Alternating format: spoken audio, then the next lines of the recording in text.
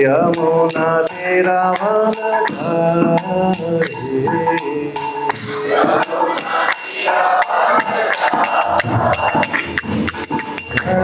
राधा माधव गोपी दाना वल्लभ गिरिधरधारी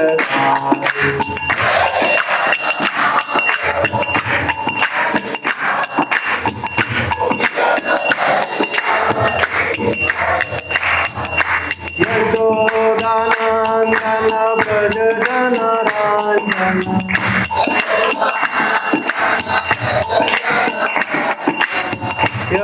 यशोदानंदन व्रज जनरंजन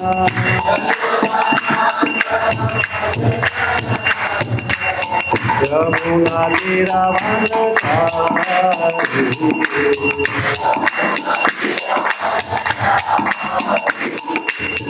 यमुना तेरा वन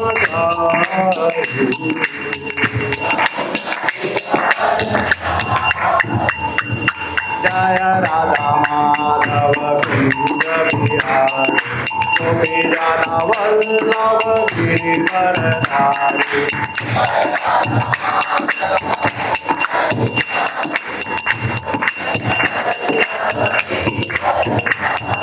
जय राधा माधव कुंज बिहारी गोपी दाना Vallabh गिरिधरधारी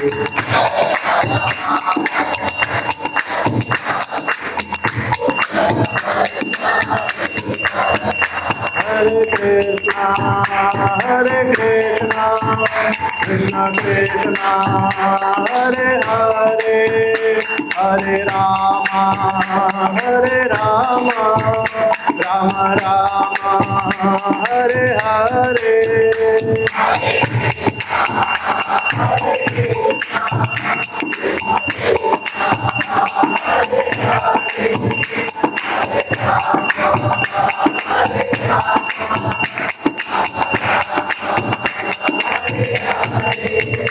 Hare Krishna, Krishna Krishna, Hare Hare, Hare Rama, Rama Rama, Hare Hare.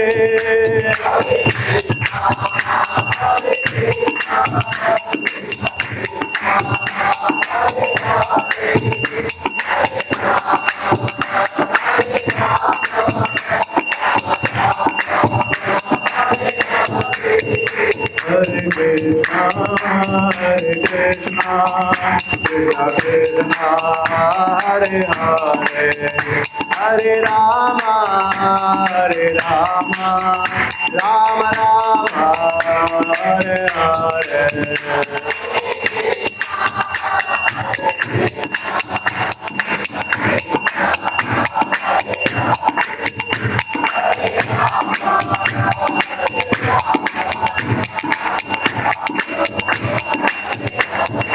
Radha Madhava Radha Madhava Radhe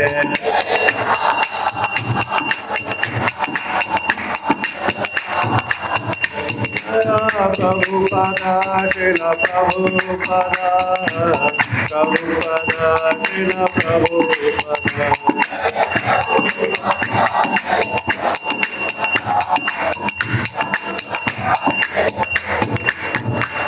Hari Bol, Hari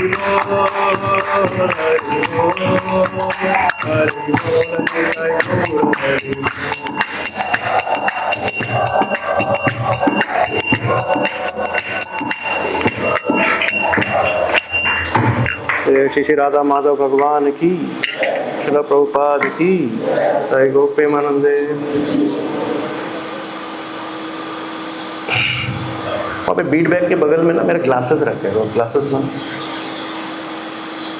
ओम नमो भगवते वासुदेवाय। ओम नमो भगवते वासुदेवाय। ओम नमो भगवते वासुदेवाय। नारायणं नमस्कृत्यं नरं चैव नरोत्तमं देवीं सरस्वतीं व्यासं ततो जयमुदीरये। नष्टप्रायेषु भद्रेषु नित्यं भागवत सेवया भगवती उत्तमा श्लोके भक्तिर्भवति नैष्ठके। कृष्णाय वासुदेवाय देवकी नंदनाय च नंदगोपकुमाराय गोविंदाय नमो नमः।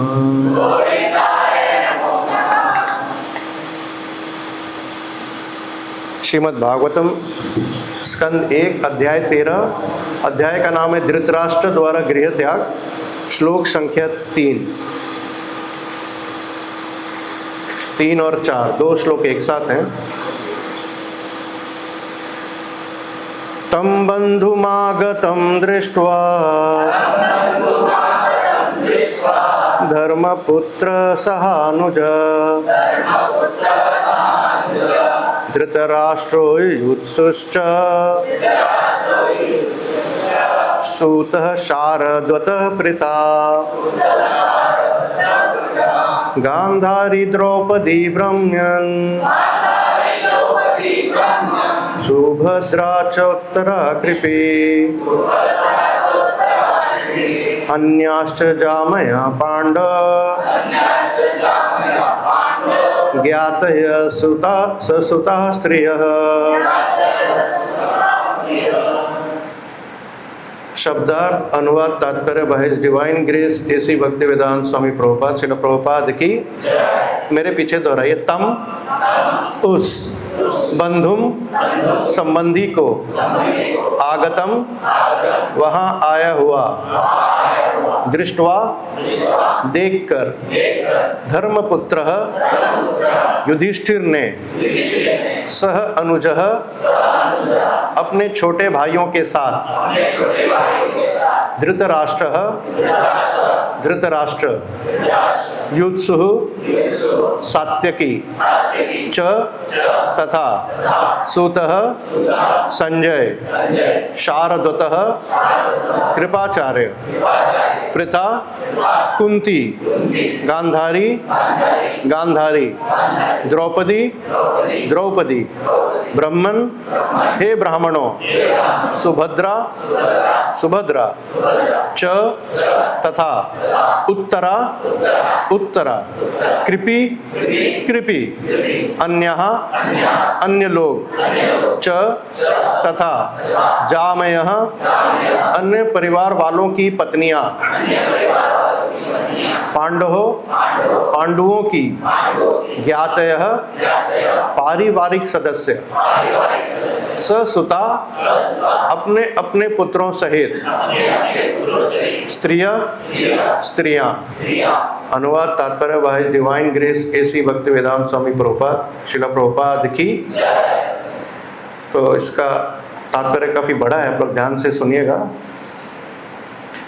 पहले मैं अनुवाद पढ़ रहा हूँ, मेरे पीछे दोहराइए। जब उन्होंने देखा कि महात्मा विदुर राजमहल लौट आए हैं, तो महाराज युधिष्ठिर, उनके छोटे भाई महाराज धृतराष्ट्र सात्यकी, संजय, कृपाचार्य, कुंती, गांधारी, द्रौपदी, सुभद्रा, उत्तरा, कृपि, कौरवों की अन्य पत्नियां तथा अपने अपने बच्चों के साथ स्त्रियों सहित समस्त निवासी सभी अत्यंत हर्षित होकर तेजी से उनकी ओर बढ़े। ऐसा प्रतीत हुआ मानो उन्होंने दीर्घ काल के उपरांत अपनी चेतना फिर से प्राप्त की हो।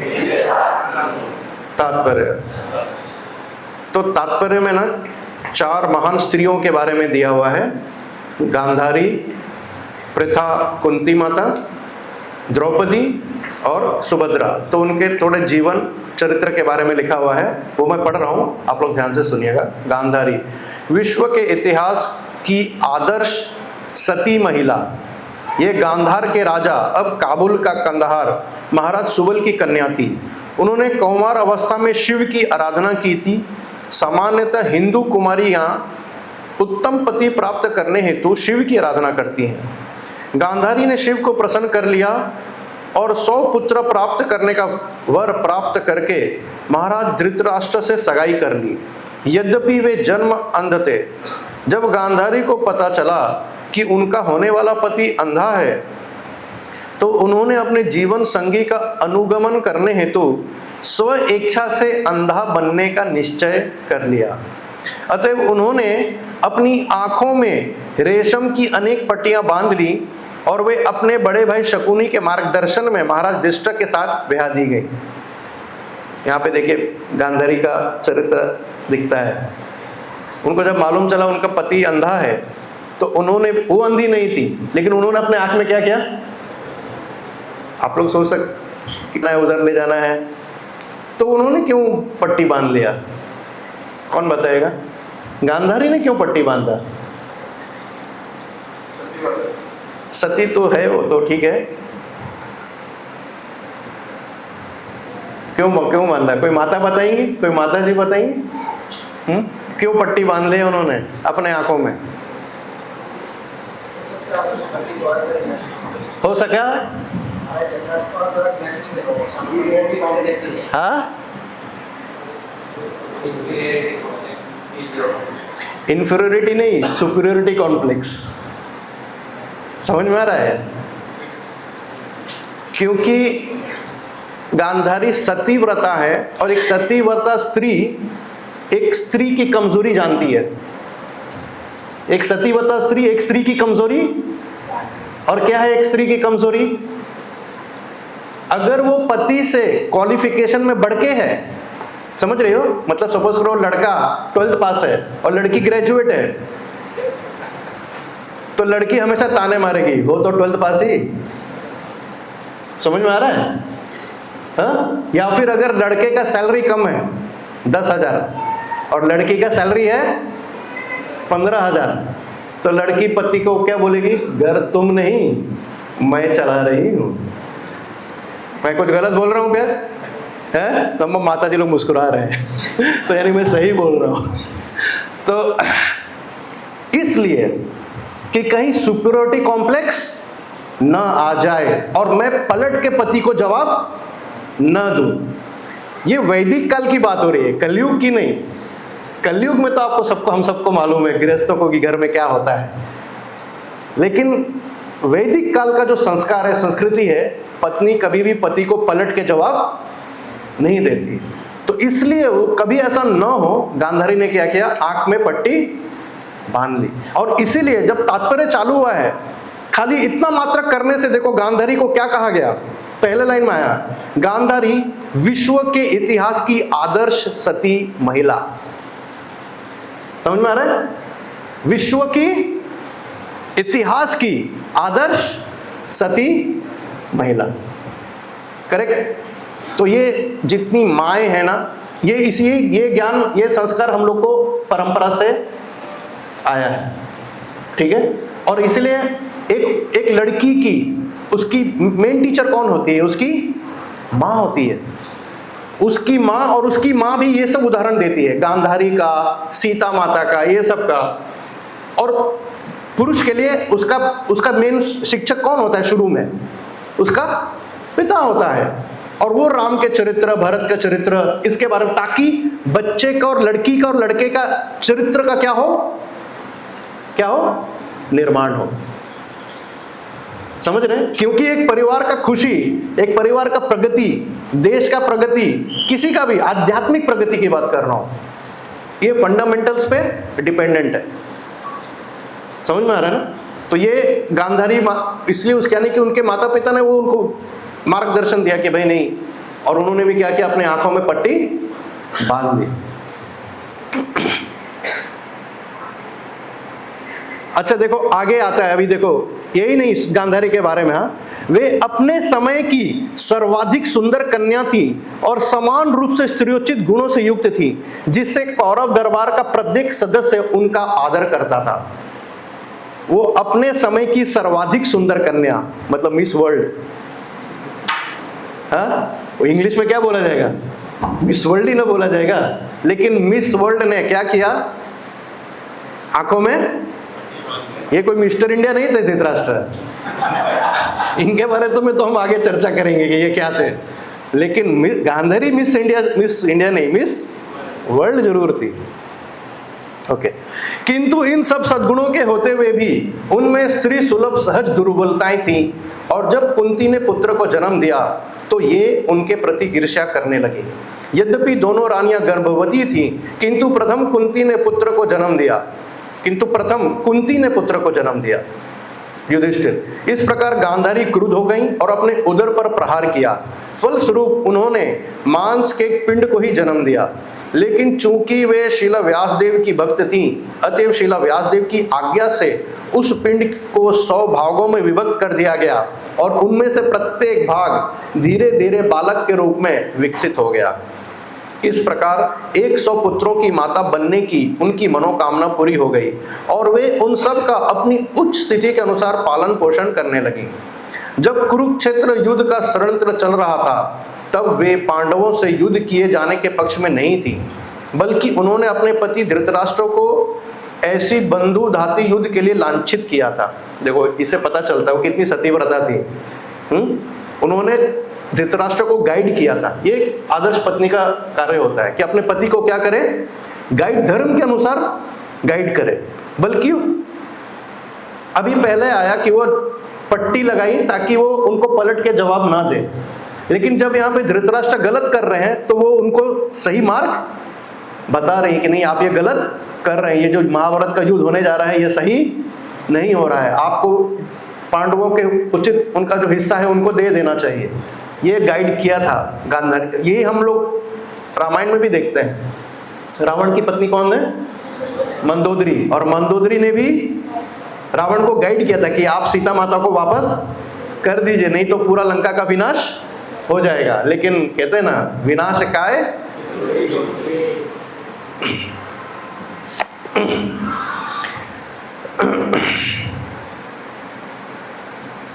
वे चाहती थी कि राज्य को 2 भागों में विभक्त किया जाए और पांडु पुत्रों तथा अपने पुत्रों को एक एक भाग दे दिया जाए।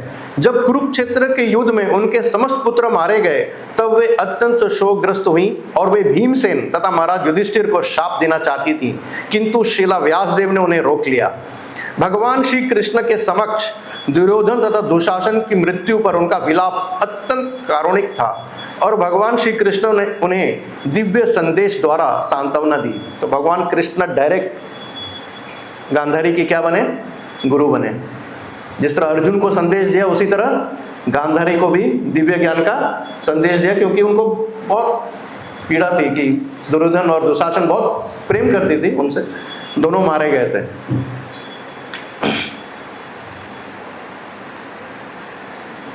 वे कर्ण की मृत्यु से भी उतनी ही दुखी थी, और उन्होंने भगवान श्री कृष्ण के समक्ष कर्ण की पत्नी के विलाप का वर्णन किया। जब शिला व्यासदेव ने उन्हें उनके मृत पुत्रों को दिखलाया, जिनकी बाद में स्वर्गलोक में उन्नति हुई, तब उन्हें सांत्वना प्राप्त हुई। गंगा के मुहाने के निकट हिमालय के जंगलों में अपने पति के साथ उनका देहांत हुआ। वे दावाग्नि में भस्म हो गई। महाराज युधिष्ठिर ने अपने ताऊ तथा ताई का अंतिम संस्कार किया। अब नेक्स्ट प्रथा कुंती माता का चरित्र आता है। ये महाराज शूरसेन की पुत्री तथा भगवान श्री कृष्ण के पिता वसुदेव की बहन थी। बाद में महाराज कुंती भोज ने उन्हें गोद ले लिया था, अतः वे कुंती कहलाई। वे श्री भगवान की विजया शक्ति की अवतार थी। जब उच्चतर ग्रह मंडल से स्वर्ग के निवासी राजा कुंती भोज को मिलने हेतु आते थे तो कुंती उनके स्वागत में लगी रहती थी। उन्होंने महान योगी दुर्वासा मुनि की भी सेवा की थी। महर्षि दुर्वासा ने उनकी अच्छी सेवा से प्रसन्न होकर उन्हें एक मंत्र दिया जिससे वे मनोवांछित देवता का आवाहन कर सकती थी। उन्होंने उत्सुकतावश तुरंत ही सूर्यदेव का आह्वान किया, जिन्होंने उनके साथ समागम करना चाहा, किंतु उन्होंने ऐसा करने से इनकार किया। लेकिन जब सूर्यदेव ने आश्वस्त किया कि इससे उनका कौमार्य भंग नहीं होगा तो उन्होंने उनका प्रस्ताव मान लिया। इस समागम के कारण वे गर्भवती हो गईं और उनसे कर्ण का जन्म हुआ। सूर्य की कृपा से वे पुनः कुमारी कन्या में परिणत हो गईं, लेकिन माता पिता के भय से उन्होंने अपने नवजात शिशु कर्ण का परित्याग कर दिया। तत्पश्चात जब पति चुनने की बारी आई तो उन्होंने स्वेच्छा से पांडु को पति रूप में चुना। बाद में महाराज पांडु गृहस्थ जीवन त्याग कर संन्यास ग्रहण करना चाहते थे, किंतु कुंती ने अपने पति को ऐसा नहीं करने दिया। अंत में महाराज पांडु ने उन्हें अनुमति दे दी कि वे उपयुक्त महापुरुष का आवाहन करके पुत्र प्राप्त कर सकती थी। पूर्व में कुंती ने यह प्रस्ताव स्वीकार नहीं किया, लेकिन जब पांडु ने अनेक उपयुक्त दृष्टांत प्रस्तुत किए तो वे राजी हो गए। इस प्रकार दुर्वासा मुनि द्वारा प्रदत्त मंत्र से उन्होंने धर्मराज का आह्वान किया, जिससे युधिष्ठिर का जन्म हुआ। इसके उपरांत उन्होंने वायुदेव का आह्वान किया तो भीम उत्पन्न हुआ। स्वर्ग के राजा इंद्र का आह्वान करने पर अर्जुन का जन्म हुआ। नकुल तथा सहदेव का जन्म स्वयं पांडु ने अश्विनी कुमारों द्वारा माद्री के गर्भ से कराया। बाद में जब महाराज पांडु अल्प आयु में ही दिवंगत हो गए तो कुंती इतनी दुखी हुई कि उन्हें मूर्छा आ गई। तब कुंती तथा माद्री दोनों सहपत्नियों ने यह निश्चय किया कि कुंती पांचों अल्पवयस्क बालकों को पालने हेतु जीवित रहें और माद्री अपने पति के साथ सती हो। यहाँ पर उपस्थित शतशृंग तथा अन्य उपस्थित महर्षियों ने इस निर्णय का समर्थन किया। बाद में जब दुर्योधन के षड्यंत्र से पांडवों को राज्य से बाहर निकाल दिया गया, तब कुंती अपने पुत्रों के साथ साथ रही और उन दिनों में उन्होंने सारे कष्ट उठाए। वनवास, सोचो माँ भी अपने बच्चों के साथ गई थी क्योंकि पति नहीं है और उनको मालूम है कि महल में क्या होगा। तो कुंती माता जो रानी है, बहन है भगवान कृष्ण की, क्या है, बुआ है, सॉरी बुआ है। आप सोचो, मतलब हम लोग कितने बार सोचते हैं ना कि भगवान, हमें कुछ भी जीवन में हमारा दुख आता है, हम सोचते हैं, एक ही डायलॉग होता है, भगवान मेरे साथ ऐसा क्यों हो रहा है, मैं तो आपका भक्ति भी चालू कर दिया हूँ, माला भी कर रहा हूँ, उसके साथ में ऐसा क्यों हो रहा है। और सबको ऐसा लगता है कि सिर्फ उसके साथ ही हो रहा है, बाकी सब भक्त लोग तो नाच रहे हैं ना, गा रहे हैं, सब तो आनंद में है। दुख में कौन है, सिर्फ मैं ही हूँ, बाकी सब किस में है, आनंद में है, ऐसा सबको लगता है। लेकिन देखिए यहाँ पे कुंती माता भगवान की बुआ होके भी उनको भी सारे कष्ट उठाने पड़े। अभी तो आगे सुभद्रा का आएगा। सुभद्रा तो भगवान की क्या है, बहन है। और अभिमन्यु कौन है, तो सोचिए, मतलब बार बार शास्त्र एक ही तरफ डायरेक्शन देता है, इस भौतिक संसार में सुख ढूंढना, हाँ, सुख का अपेक्षा करना, भौतिक सुख का, वो क्या है, एक भ्रम है, क्योंकि यहाँ पे वो सुख है नहीं जिसको हम लोग ढूंढ रहे हैं।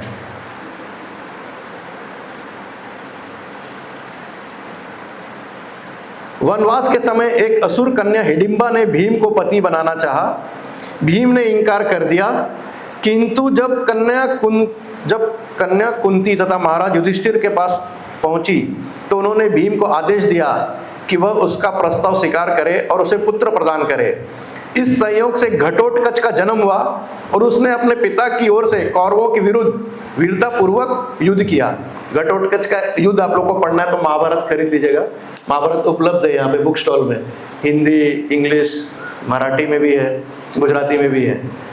घटोत्कच ने जब आक्रमण किया ना कौरवों के प्रति, बहुत सुंदर वर्णन है, जिनको भी एक्शन पसंद है पढ़ना, खूब पीटा उन्होंने, समझ रहे हो, उसका नाम ही था घटोत्कच। तो बहुत मारा, लेकिन उसको मारने के लिए कर्ण ने जो एक तीर बचा के रखा था अर्जुन को मारने के लिए, वो कर्ण को यूज करना पड़ा घटोत्कच को मारने के लिए।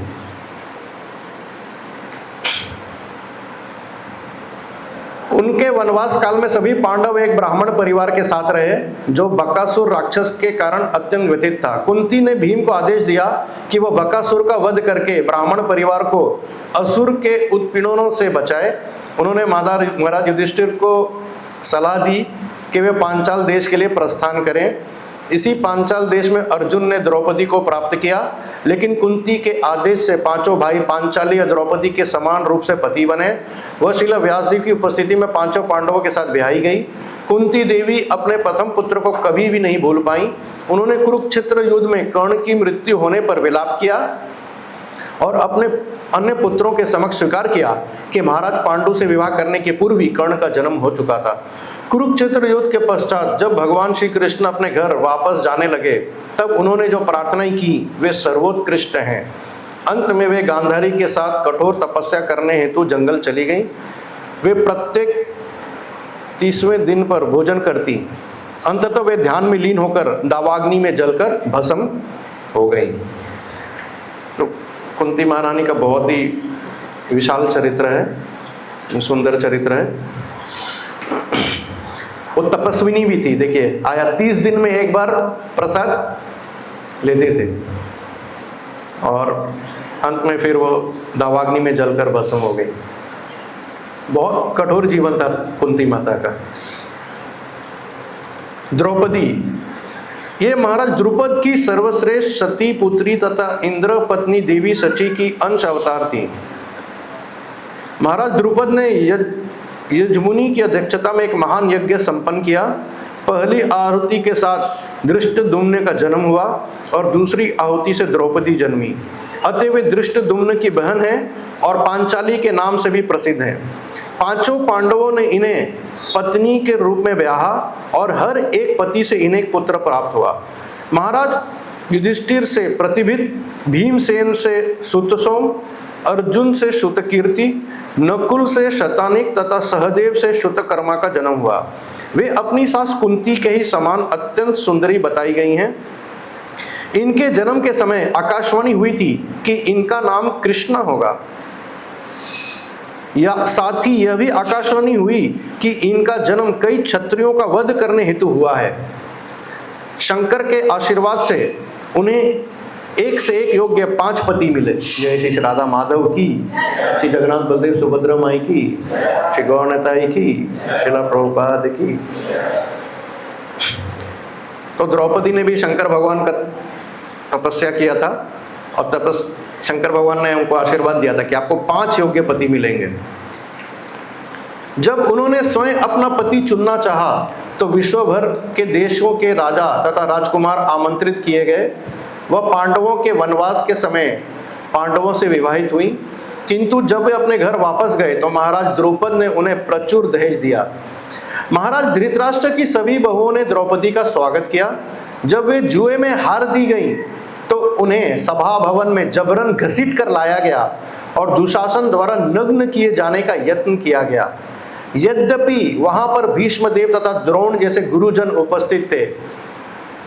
और ये टर्निंग पॉइंट बोला जाता है महाभारत का, द्रौपदी का अपमान। और वो कृष्ण भगवान की परम भक्त भी थी द्रौपदी। तो और आया अभी तात्पर्य में कि उनका जन्म ही हुआ था, वो कारण बनेंगी इन सारे असुरिक राजाओं के मृत्यु का। और अपमान जो हुआ उनका भरी सभा में, वो एक कारण बना और उससे बहुत सीख मिलती है। पहला कि कैसे किसी स्त्री का अपमान नहीं करना चाहिए और दूसरा कि उस सभा में कोई भी द्रौपदी की मदद नहीं कर पाया था। जब द्रौपदी समझ गई कि कोई उनके मदद के लिए नहीं आएगा, तो लास्ट रिजॉर्ट क्या था? कृष्ण थे।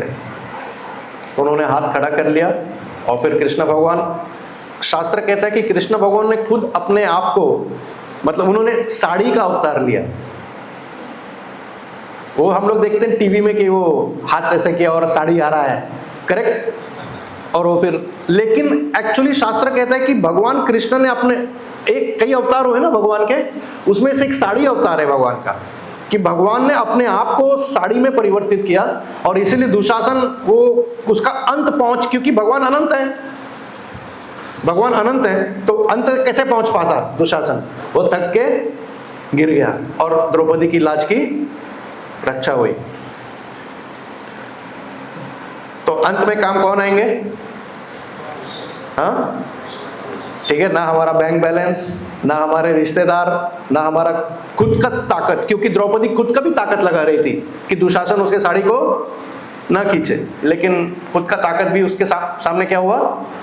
फेल हो गया। Okay, ultimately we have to depend on Lord Krishna for everything. अभी आ रहा है तात्पर्य में, यहीं पे आया है। वे भगवान श्री कृष्ण की महान भक्त थी। उनकी प्रार्थना सुनकर श्री भगवान ने स्वयं असीम वस्त्र बनकर उन्हें अपमान से बचाया। यही आया तात्पर्य में, स्वयं। जब जटासुर नाम के राक्षस ने उनका अपहरण किया तो भीमसेन ने उसका वध करके उनकी रक्षा की। उन्होंने भगवान श्री कृष्ण की कृपा से पांडवों को दुर्वासा मुनि के शाप से बचाया। ये स्टोरी सबको मालूम होगा। वो समझ रहे, दुर्योधन कहते हैं ना, ईर्ष्यालु व्यक्ति का कैसा लक्षण होता है? वो दूसरे को विनाश करना चाहता है। तो एक बार दुर्वासा ऋषि दुर्योधन के महल में आए थे और दुर्योधन ने बहुत अच्छे से दुर्वासा ऋषि का सेवा किया। दुर्वासा ऋषि खुश हो गए, बोले मांगो क्या मांगना है। जैसे कुंती माता को क्या आशीर्वाद दिया कि आप मंत्र से देवताओं का आह्वान कर सकते हैं। दुर्योधन क्या नहीं मांग सकता था दुर्वासा ऋषि से? दुर्योधन क्या मांगा? क्या मांगा दुर्योधन? वो ईर्ष्या से जल रहा था। बोलता है दुर्वासा जी, आप जैसे मेरा अतिथि सत्कार स्वीकार किए, वैसे ही पांडवों का अतिथि सत्कार स्वीकार करिए। और टाइम भी बताया, दोपहर को इतने बजे जाइएगा, क्योंकि उसको मालूम था तब तक भोजन वोजन बन के सब हो जाता है, नाराज हो जाएंगे और आशीर्वाद देने के बजाय क्या होगा? पांडवों को श्राप मिलेगा। यह है ईर्ष्यालु व्यक्ति का लक्षण। वो दूसरे का क्या चाहता है? विनाश। अब दुर्वासा ऋषि पहुंच जाते हैं उसी टाइम पे, जिस टाइम पे बताया था। यहाँ पे तो कुंती माता, द्रौपदी जो एक ही बार बना सकती थी, वो जो अक्षय पात्र था एक ही बार बना सकती है, उसमें तो बना के लोग खा लिए थे। दुर्वासा ऋषि आके बोलते युधिष्ठिर महाराज को, अच्छा अकेले नहीं गए थे, पूरा टीम लेकर गए थे। समझ रहे हैं कितना बड़ा टीम था? कितने शिष्य लेकर गए थे? 10,000 10,000 या 30,000? 60,000? 60,000 डिसाइपल। समझ रहे? सोचिए, पूरा स्टेडियम भर जाए, पूरा स्टेडियम जितना तो टीम लेकर गए। युधिष्ठिर महाराज तो लाइन देख के बोले बाप रे, महाप्रसादे गोविंदे हो गया यहाँ तो। और कुंती माता द्रौपदी को बोले देखो, दुर्वासा ऋषि बोले मैं नहा के आ रहा हूँ। और तब क्या होता है? कृष्ण भगवान वहाँ पहुँच जाते हैं और कृष्ण भगवान बोलते हैं द्रौपदी को, मुझे भूख लगी है, मुझे कुछ खिलाओ। तो युधिष्ठिर महाराज बोलते हैं अरे इतना बड़ा संकट आया हुआ है हमारे सर पे और आप कह रहे हैं कुछ खाने को? ये सारा प्रॉब्लम खाने का ही है। पहले आप ये बताइए कि 60,000 का पेट में कैसे भरूं? बोले वो बाद में देखा जाएगा। कृष्ण भगवान बोले पहले मुझे कुछ खिलाओ। और फिर वो बर्तन में शायद से कुछ एक दाना मिलता है, कृष्ण भगवान वो एक खाते हैं और फिर कृष्ण भगवान बोलते हैं आनंद आ गया। इधर कृष्ण भगवान बोलते हैं आनंद आ गया और उधर दुर्वासा ऋषि 60,000 शिष्यों के साथ डुबकी लगा रहे थे नदी में। जैसे ही डुबकी लगा के ऊपर उठे, पेट क्या हो गया? जैसा आपका भी प्रसाद के बाद होगा, पेट पूरा फूल गया और उनको लगा कि पूरा खा के आए। जैसे कोई खाने नहीं जाना चाहता था, कोई सारे शिष्य एक दूसरे का चेहरा देख रहे, प्रसाद कैंसिल। और उधर फिर उसके बाद कृष्ण भगवान भीम को बोलते हैं जाओ सबको बुला के लाओ, टेंशन मत लो। अच्छा, भीम जब जाने लगता है तो बोलते भीम रुको, अपना गदा लेके जाओ। तो भीम को गदा देते हैं, भीम गदा लेके जाता है। अभी कोई इनविटेशन देने आए, तलवार लेके आए तो आप क्या सोचोगे? इनविटेशन नहीं गया है, लेकिन भीम गदा लेके, भगवान बोले तो बात मानना है, बस सिंपल बात है, ज्यादा क्वेश्चन नहीं करना है, ज्यादा तर्क वितर्क, ज्यादा अपना बुद्धि नहीं लगाना है। उन्होंने उठाया, चल दिए। और भीम को दूर से देख के सब भागना, पहले दुर्वासा ऋषि भागे और फिर 60,000। तो भीम दूर से ऐसे गदा हिला हिला के दिखाता है, अरे रुक जाइए। तो सबको क्या लगा कि मारेगा। तो सब लोग भाग गए। पॉइंट ये है कि कृष्ण भगवान पहुंचे कैसे वहां पे? कृष्ण भगवान कैसे पहुंच गए वहां पे? कृष्ण भगवान को तो नहीं बोला गया था। क्या है उत्तर?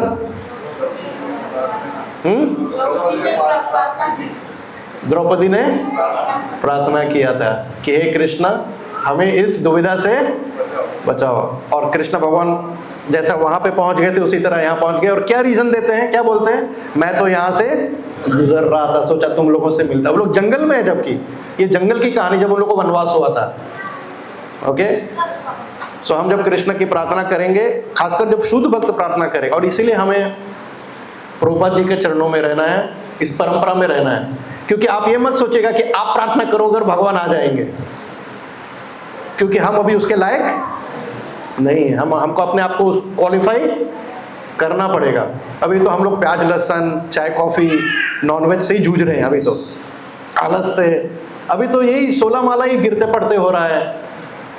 कितने हम लोग खुद से, कितने प्रॉब्लम से खुद लड़ रहे हैं, कितना काम वासना भरा पड़ा है, लोभ है, भय है, आगे क्या होगा। किसको नहीं है भय? बताओ, फ्यूचर में क्या होगा, मेरा आगे क्या होगा। हर किसी को भय है। हर कौन जो भयभीत नहीं है? हर कोई भयभीत है। हम इसीलिए शास्त्र के शरण लेते हैं, हम इसीलिए भगवान के शरण में आते हैं, ताकि हमारा भय क्या हो? कम हो। और शास्त्र कई उदाहरण देता है जिससे जिन लोगों ने भगवान के शरण में गए उनका भय क्या हुआ? कम हुआ। भगवान ने उनकी रक्षा की। और शुद्ध भक्त जब प्रार्थना करता है तो भगवान उनकी बात सुनते हैं। ठीक है, तो प्रभुपाद जी जैसे अमेरिका गए और अमेरिकन लोगों के लिए प्रार्थना किया। अमेरिकन लोग क्वालिफाइड थे क्या? समझ रहे? वो तो सब, क्या बोलूं मैं आपको, वो तो सब उसमें थे उस समय, हिप्पी, और सब नशा कर रहे थे। कोई क्वालिफाइड नहीं था। लेकिन प्रार्थना किसने किया? प्रभुपाद जी ने। तो फिर भगवान कृष्ण किसका सुने? अमेरिकन का कि प्रभुपाद जी का? प्रभुपाद जी का। ठीक है, इसलिए हम जब भी ये मंदिर में आते हैं, हम सबसे पहले किसको प्रणाम करते हैं? प्रभुपाद जी को प्रणाम करते हैं कि प्रभुपाद जी, और यही प्रणाम करके बोलते Prabhupada please recommend me also. मेरा भी आप, मेरा अर्जी, जैसे है ना इंडिया में एक फेमस साधु है, अर्जी वाले। हम लोग अपना अर्जी किसको लगाते हैं? प्रभुपाद जी को। कि प्रभुपाद जी अगर अर्जी लगाएंगे तो निश्चित हमारे ऊपर कृपा होगी। लेकिन प्रभुपाद जी अर्जी क्यों लगाएंगे और कब लगाएंगे? हमारा अर्जी प्रभुपाद जी कब लगाएंगे? जब हम भक्ति में सिंसियर रहेंगे। प्रभुपाद जी ने कहा था कि if you want to make me happy, just be a good sincere devotee. Okay, तो हम प्रभुपाद जी के निर्देश का जब पालन करेंगे और उनके आज्ञाओं के हिसाब से हम चलेंगे, तो प्रभुपाद जी निश्चित क्या करेंगे? रिकमेंडेशन लेटर सुना है ना आपने? कई बार होता है ना, लोगों को गवर्नमेंट जॉब चाहिए होता है या कुछ चाहिए होता है, तो क्या बोलते हैं? Recommendation letter. बिना उसके काम होने वाला नहीं है। तो प्रभुपाद जी हमारे रिकमेंडेशन लेटर देंगे। ओके,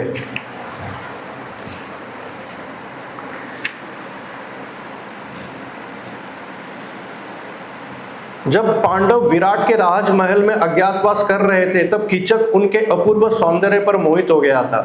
तब भीमसेन की सहायता से उस दुष्ट का वध किया गया और इस प्रकार वे बच गईं। जब अश्वत्थामा ने उनके 5 पुत्रों का वध कर दिया तो वे अत्यंत शोकाकुल हुई।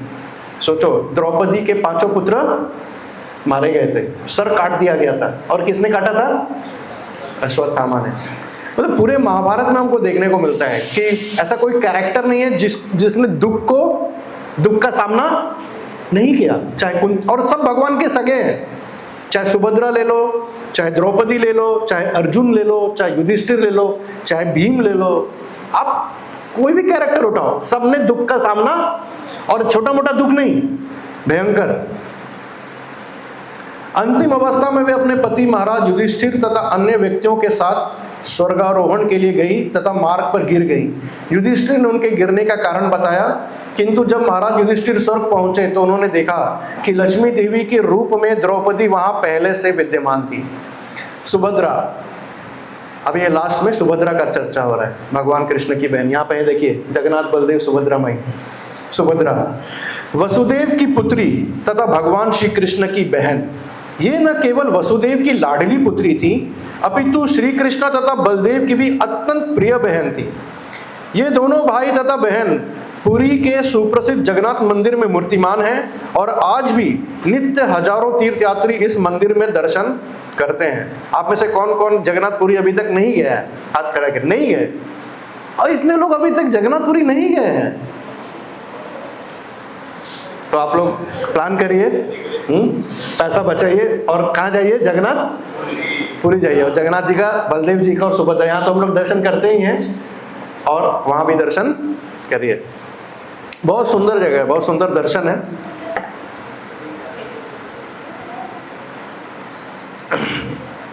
यह मंदिर सूर्य ग्रहण के अवसर पर श्री भगवान की कुरुक्षेत्र यात्रा तथा बाद में वृंदावन वासियों से मिलन का प्रतीक है। इस अवसर पर राधा तथा श्री कृष्ण का मिलन अत्यंत कारुणिक है और पुरी में भगवान श्री चैतन्य राधा रानी के भाव में सदैव भगवान श्री कृष्ण के लिए लालायित रहते थे। जब अर्जुन द्वारका में थे तो उन्होंने सुभद्रा को अपनी रानी बनाना चाहा और भगवान श्री कृष्ण से अपनी इच्छा व्यक्त की। श्री कृष्ण जानते थे कि उनके बड़े भाई बलदेव सुभद्रा का विवाह अन्यत्र तय कर रहे हैं। चूंकि श्री कृष्ण बलदेव द्वारा की जा रही व्यवस्था के विरुद्ध जाने का साहस नहीं कर सकते थे, अतएव उन्होंने अर्जुन को सलाह दी कि वह उसका हरण कर ले। तो आप लोगों को करेक्ट होता है कि नहीं होता है? बात मान ले, हमारा उसी में क्या है? भला है, बस बात मान ले।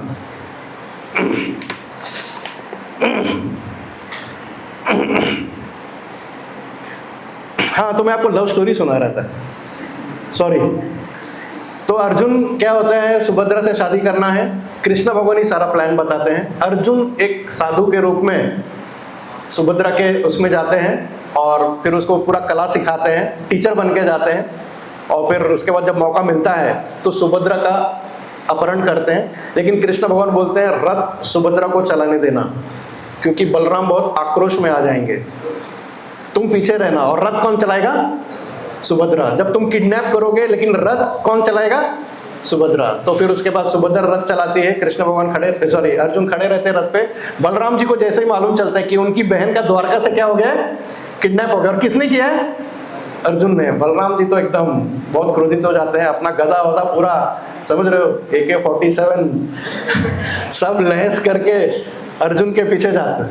लेकिन कृष्ण भगवान उनके चरणों में गिर जाते हैं और बोलते हैं आप पता करवाइए कि रथ कौन किसको किडनैप किया है।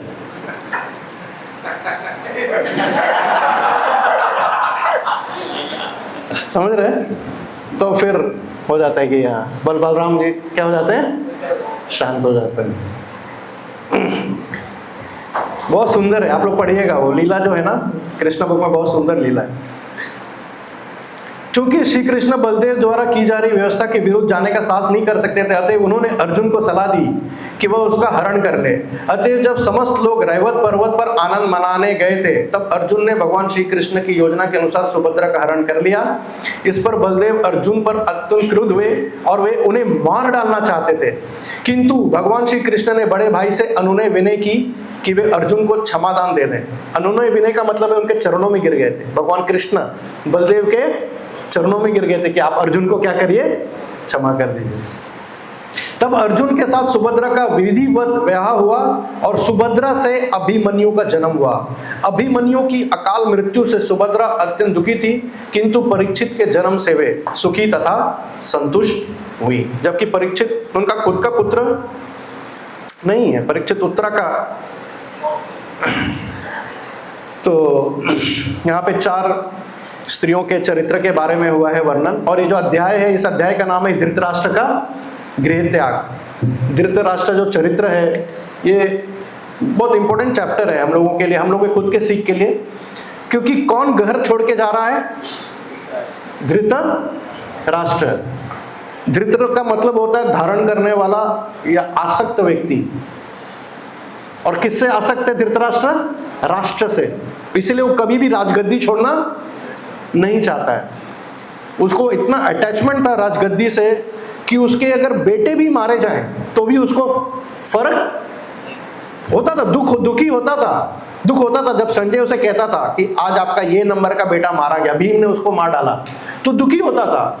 और फिर जैसे ही संजय कुछ दिखाता, बोलता था उसको कि आपके इस नंबर के बेटे ने तीर छोड़ा और वो भीम को लगा या अर्जुन को लगा, तो धृतराष्ट्र में एक आशा जाग जाती थी कि शायद से मेरे बेटे जीत जाएंगे।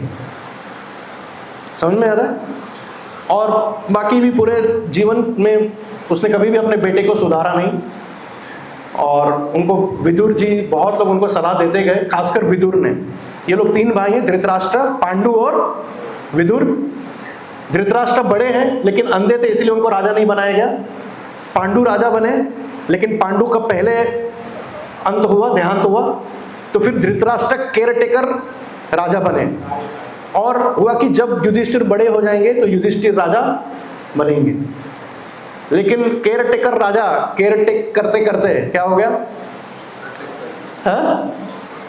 पूरा टेक ओवर करने का प्लान उन्होंने अपने बेटे के साथ बना लिया। और धृतराष्ट्र फिर दुर्योधन जब भी आता और कुछ आइडिया देता तो धृतराष्ट्र पहले ना ही बोलता था, लेकिन मन में उसके ये चलता था कि अगर ऐसा हो गया तो क्या होगा? अच्छा ही होगा। अगर ये मारे जाएंगे तो अच्छा ही होगा। जैसे उसका प्रमाण क्या है? लाक्षागृह में जलाने का प्लानिंग। ये धृतराष्ट्र का हाथ था इसमें। समझ रहे? जब दुर्योधन ने प्लान किया कि इनको जला के, तो पांडवों को किसने सूचित किया? विदुर ने ही सूचित किया कि आप लोग को जला के मार डालने का षड्यंत्र रचा गया है। विदुर बार बार बचाते थे। विदुर प्रधानमंत्री के रूप में थे वहां पे, और धर्म क्या है जानते थे। जिस तरह चाणक्य नीति है, उसी तरह एक बुक है विदुर नीति, वो राजपाट और उसके ऊपर है। और विदुर जी कभी भी सत्य बोलने से डरते नहीं थे। धृतराष्ट्र को सही मार्ग बताने में डरते नहीं थे। जैसे हम लोग कई बार डर जाते हैं ना, कोई गलत कर रहा है, वो सीनियर है तो हम डर जाते हैं, क्योंकि हमको शायद से उससे वेतन मिलता है या हमसे उससे सुख सुविधा मिलता है, तो हम सच बोलने से डरते हैं, घबराते हैं। लेकिन विदुर में ऐसा नहीं था। यही चीज हम रामायण में भी किस में देखते हैं? विभीषण में देखते हैं। विभीषण भी कभी डरते नहीं थे। अगर रावण को सही सलाह देना है तो विभीषण उनको बताते थे कि ये आप गलत कर रहे हो और ये आप सही कर रहे हो। तो हमारे जीवन में एक धार्मिक व्यक्ति होना, गाइड होना बहुत जरूरी है, क्योंकि बहुत ऐसे जीवन के पड़ाव आते हैं जिसमें हमें निर्णय लेना होता है कि ये सही है कि ये गलत है, और उसमें हमें धर्म के अनुसार कोई गाइड करने वाला मिले तो वो हमारे लिए बहुत लाभदायक है। तो धृतराष्ट्र बार बार सब, और उसके बाद जब गैम्बलिंग का भी जब ये हुआ तो पूरा प्लान दुर्योधन ने अपने पिताजी को बताया। अब ये मुंडी नीचे करके ना ना ना ऐसे कर रहे हैं, और दुर्योधन ब्लैकमेल कर रहा है, और धृतराष्ट्र फिर अटैच थे। किससे? दुर्योधन से आसक्त थे। ठीक है, और उस आसक्ति के कारण फिर अल्टीमेटली उन्होंने क्या किया? हाँ कह दिया। फिर जुए में आप लोग को मालूम है पूरा चीटिंग हुआ, हार गए। द्रौपदी का वस्त्र हरण हुआ। जब वस्त्र हरण हुआ और जब दुशासन गिर गया तो विदुर जी खड़े होकर बोले कि ये अन्याय हुआ है और इसके कारण कौरव वंश का नाश होगा। तो धृतराष्ट्र डर गया और धृतराष्ट्र ने द्रौपदी को बोला कि तुम कुछ वरदान मांग लो, माफ कर दो, ऐसा करके। तो द्रौपदी ने कहा आप इनको छोड़ दीजिए और इनसे जो भी छीना गया है वो इनको वापस कर दीजिए। तो धृतराष्ट्र ने क्या किया? दे दिया। ये लोग वापस जाने लगे। किसका दिमाग खराब हो गया? दुर्योधन का, कि इतना बड़ा गेम प्लान करके हमने सब कुछ इससे छीन लिया और पिताश्री ने सब कुछ। तो उसने दोबारा जीत किया कि आप सेकंड हम गैम्बलिंग करेंगे, दोबारा मैच करेंगे और इस बार उनको वन में भेज, सब कुछ भी जीतेंगे और वन में भेजेंगे। उसके लिए भी धृतराष्ट्र ने फिर ना नहीं किया। धृतराष्ट्र ने उसके लिए भी क्या किया? हाँ कर दिया। तो एक राजा का कर्तव्य होता है बिना पक्षपात के धर्म के अनुसार वो क्या करे? निर्णय ले। लेकिन धृतराष्ट्र हर समय अपने पुत्रों का क्या, दुर्योधन का खासकर क्या किया? पक्ष लिया। तो उसके कारण फिर आगे भगवान कृष्ण को फिर पांडवों के साथ पूरे धृतराष्ट्र के 100 पुत्रों का विनाश का कार्यक्रम बनाना पड़ा। भगवान कृष्ण खुद भी गए सभा में कि आप एक काम करो, पांडवों को 5 गांव दे दो। लेकिन दुर्योधन ने सबके सामने कहा कि मैं सुई भर की जमीन भी नहीं दूंगा। तो उस समय भी चाहते तो धृतराष्ट्र अपने पुत्र को रोक सकते थे, लेकिन तब भी धृतराष्ट्र ने नहीं रोका। तो तो ऐसा आसक्त व्यक्ति क्या कर रहा है? घर को त्याग करके जा रहा है। इस चैप्टर का है कि ऐसा आसक्त व्यक्ति जो पुत्र से आसक्त है, राजगद्दी से आसक्त है, तो ऐसा क्या हो गया? ऐसा कैसे उसके जीवन में परिवर्तन आ गया? तो उस परिवर्तन का कारण कौन बने? विदुर जी बने। ठीक है, विदुर जी उस परिवर्तन का कारण बने। तो उसी तरह हम लोगों के भी जीवन में परिवर्तन का कारण कौन है? श्रील प्रभुपाद जी हैं, और ये ग्रंथ हैं और हमारे वर्तमान आचार्यगण हैं।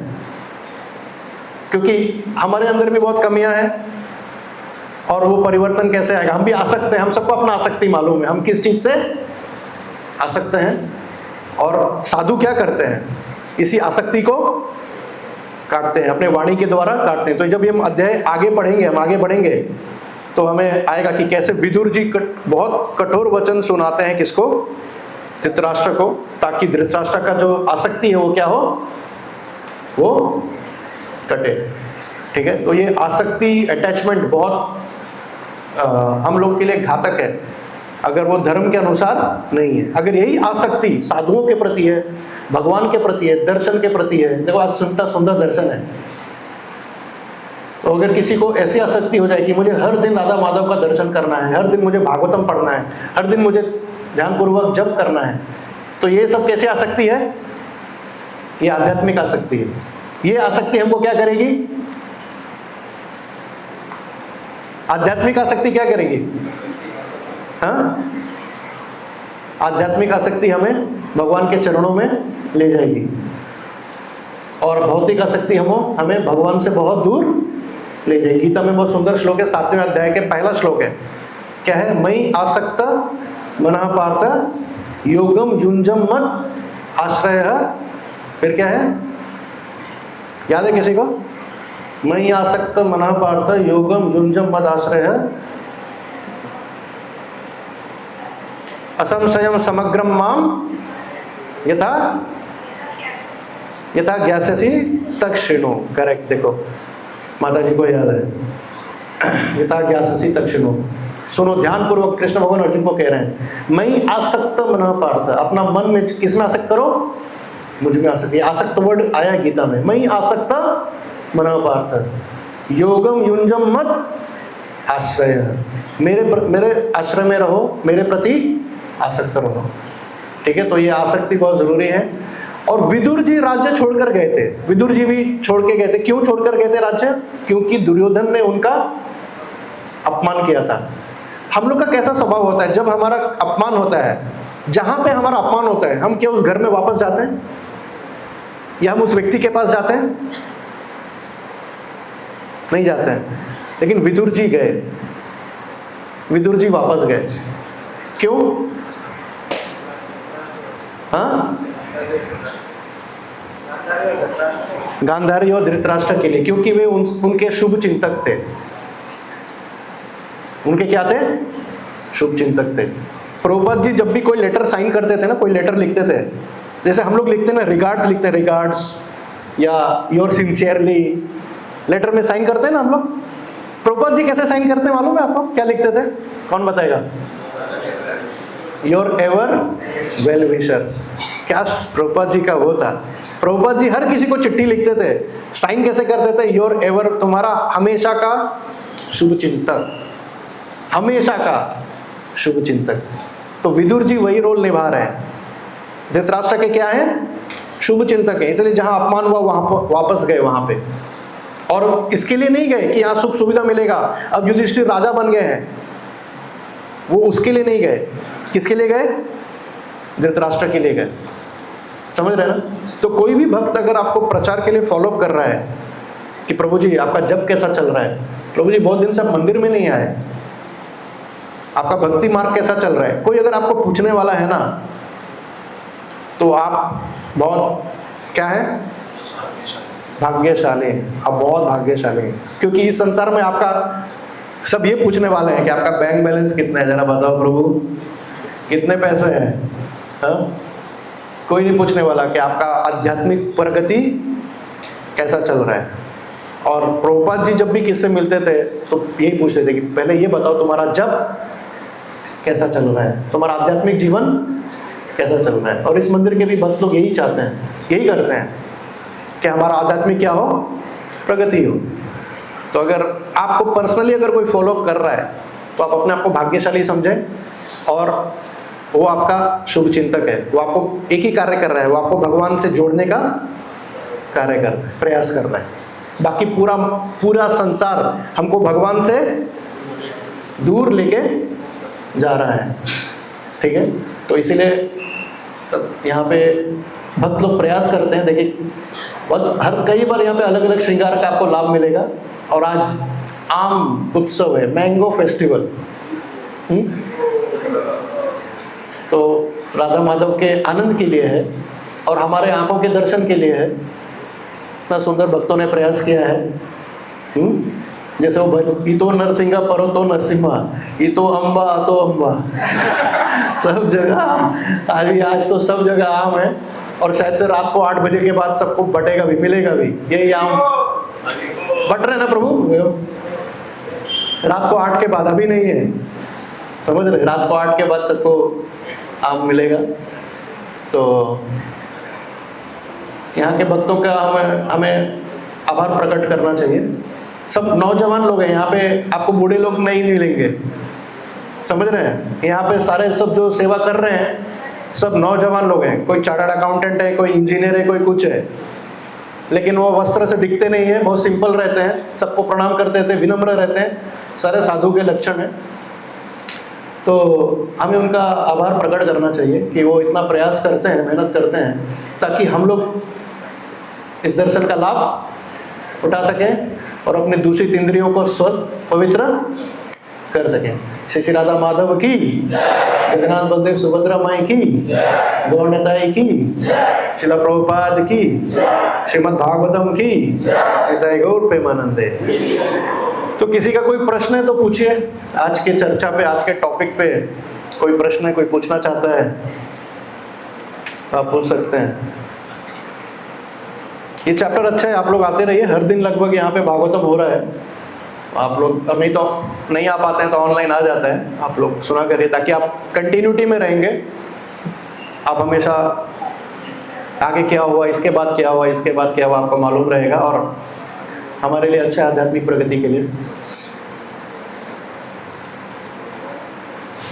हरे Krishna. So thank you Pradeep for the nice class. बहुत अच्छा क्लास था, बहुत एनलाइटिंग था।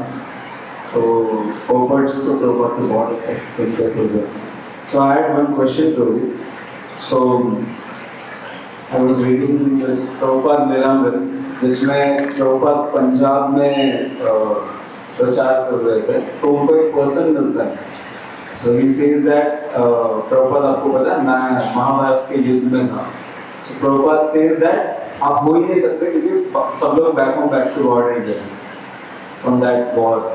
So यहाँ पर तो in purport I've seen that Vyas Muni says to Gandhari that you don't worry about your kids, they have went to heavenly planets means वो लोग स्वर्ग में गए करके. So there is a confusion that after war they should go to back home, back to Godhead, but they are going to heavenly planets. So that is my confusion. And क्या है ना, जब युधिष्ठिर महाराज और सब पांडव जब ऊपर जाते हैं, so युधिष्ठिर महाराज देखते हैं कि सारे पांडव नर्क में है और हेवनली प्लैनेट्स में कौरव है. So जब यमराज जी से पूछा जाता है तो वो बोलते हैं कि अभी मीन्स पहले पांडव यहाँ पे रहेंगे, तो उसके बाद दोनों का शफ्टिंग होएगा, शफलिंग होएगा. This is what I heard. You cannot say I heard. You have to quote scripture. You have to quote scripture. I'm clarifying my things. Okay. I'm not. No, ठीक है.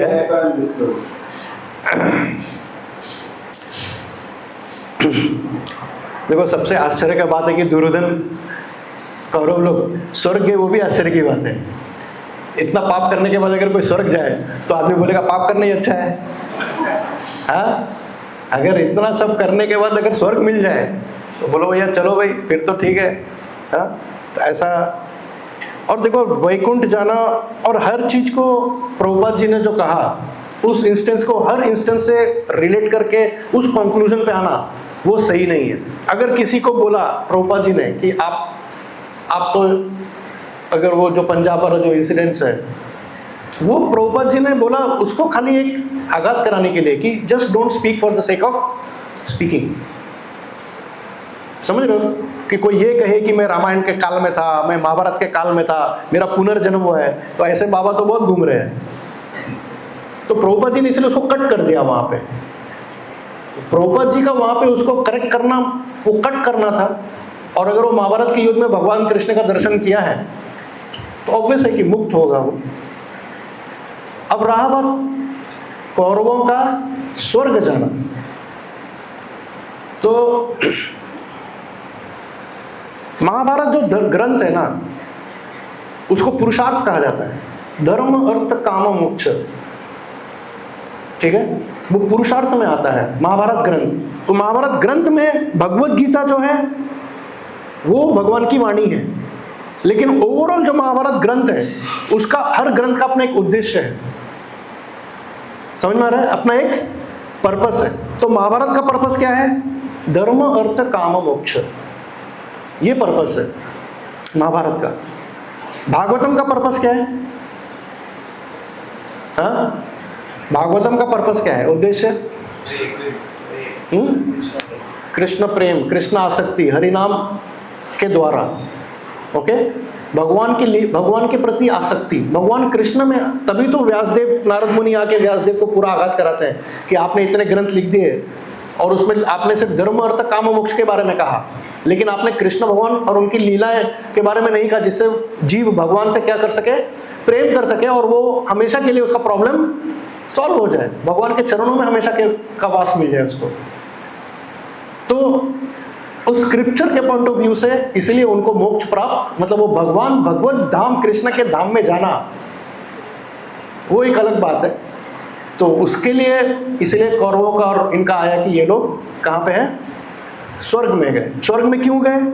क्योंकि क्षत्रिय अगर युद्ध करते हुए, धर्म नीति कहता है कि अगर क्षत्रिय, क्योंकि वो अपने स्वभाव से क्या थे?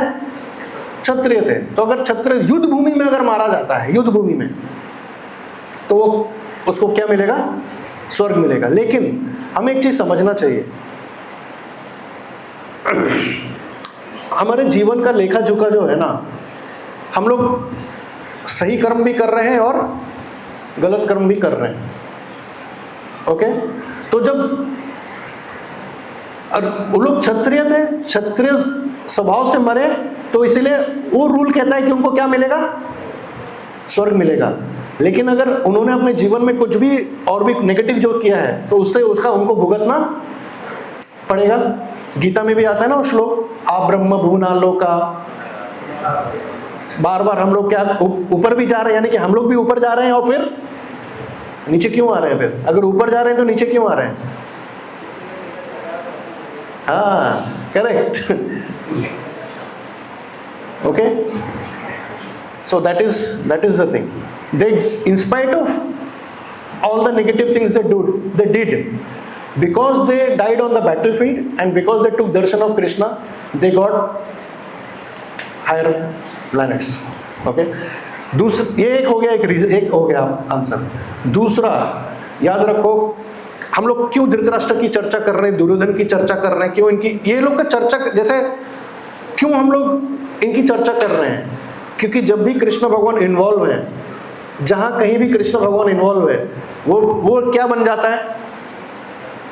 हाँ, वो डिवाइन है, यानी कि वो कृष्ण भगवान उसके करता धरता है।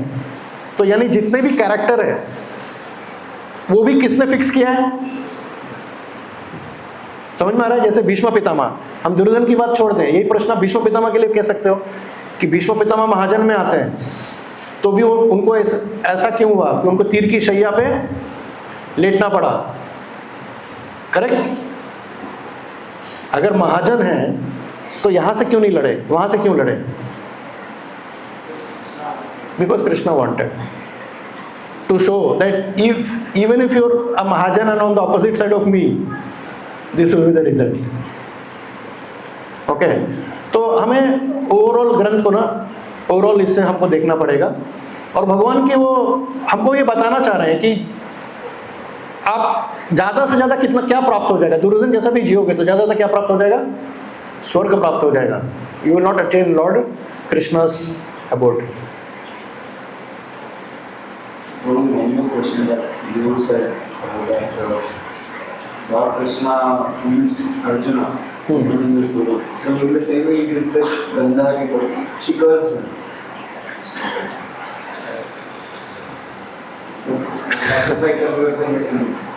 Out of that is because वो स्वभाव से ना, वो तो स्त्री है, दुखी है।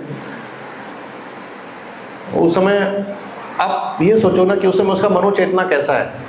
क्या भगवान कृष्ण को फर्क पड़ रहा है? और अगर भगवान कृष्ण को अगर कुछ कर्ज आता भी है तो वो क्या होता है? भगवान उसको किस में क्या करते हैं? समझ आ रहा है ना? सो वो हमको लिटरल वे में नहीं देखना चाहिए। जैसे नारद मुनि ने नल कुबेर मणिग्रीव को श्राप दिया, अब वो श्राप था कि वो वरदान था? आप चाहोगे वैसा श्राप? हाँ, चाहोगे वैसा श्राप मिले, हमें भी मिले? क्यों नहीं चाहेंगे? भगवान के आंगन में पेड़ बनने का मौका मिलेगा, हम साक्षात हमको भगवान की लीला है। So we don't take it literally. हमको लिटरल सेंस में नहीं लेना है कि भगवान कृष्ण भी गांधारी को गुरु बने, उनको ज्ञान दिया, लेकिन गांधारी ने उनको क्या किया? कर्ज किया। तो ऐसा क्यों हुआ? तो लिटरल सेंस में मत लो उसको, ठीक है? उसे भगवान मुस्कुरा रहे हैं खाली, क्योंकि वो विचलित है। अब तुमको इतना पूरा आत्मा का ज्ञान देने के बाद जब अभिमन्यु मारा गया तो क्या अर्जुन विचलित हुआ कि नहीं हुआ? नहीं होना चाहिए था ना। उसको गीता का श्लोक बोल देता था, देहिनोस्मिन् यथा देहे। क्यों नहीं जाके उठ सुनाया सबको? गीता का प्रचार कर देता ना अर्जुन। नहीं, रोया, बहुत रो रहा था। रोते रोते उसने एक प्रण भी ले लिया कि हे जयद्रथ, सूर्यास्त तक तू अगर जीवित रहा तो मैं अग्नि में प्रवेश कर जाऊंगा। कृष्ण भगवान बोले, अरे अब भी पूरा गीता सुनाया इसको,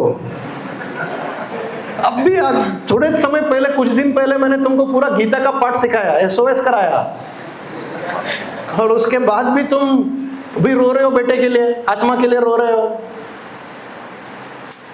समझ में आ रहा है ना? सो इट्स नॉट दैट कि समझ, ऐसा नहीं कि हम लोग भी गीता समझ के सब समझ गए, तब भी हम लोग गलतियां करेंगे।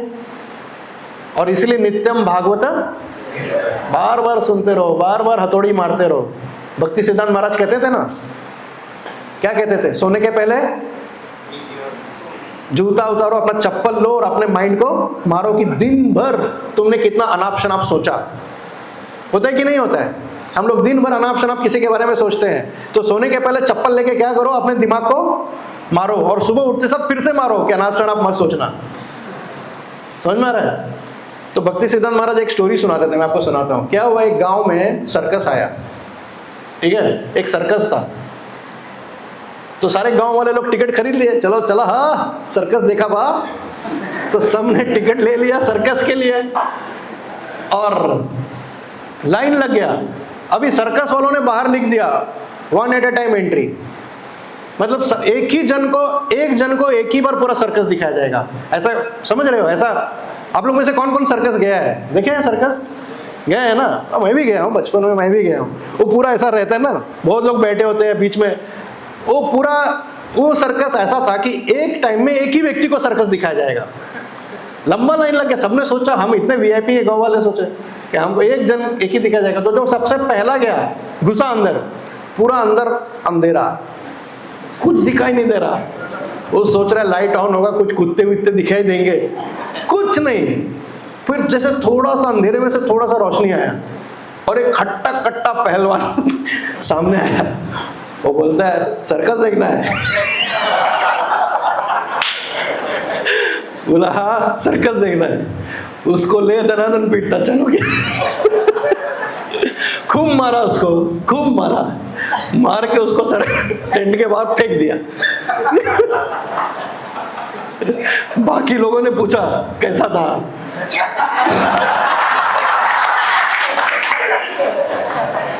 बाहर निकल के उसने ऐसे से किया, बहुत बढ़िया, जाओ जाओ तुम भी जाओ, खूब मजा आएगा। एक एक करके सब गए और खूब, तो यही माया, समझ रहे हो? सब पीट रहे हैं यहाँ पे और सब बाकी से पूछो कैसा था? ठीक है, तो दिखाने के कुछ, हाथी के दांत दिखाने के कुछ और खाने के कुछ और हैं। ठीक है, तो हम प्रभु के चरणों में पड़े रहे, भागवतम पढ़े, गीता पढ़े, हरि नाम जप करें, पाप ना करें, मांस मच्छी ना खाएं, कांदा लहसुन ना खाएं, भोग लगा के खाएं। सिंपल है, भक्ति बहुत आसान है, कॉम्प्लिकेट ना करें। ठीक है, बहुत ही सिंपल है।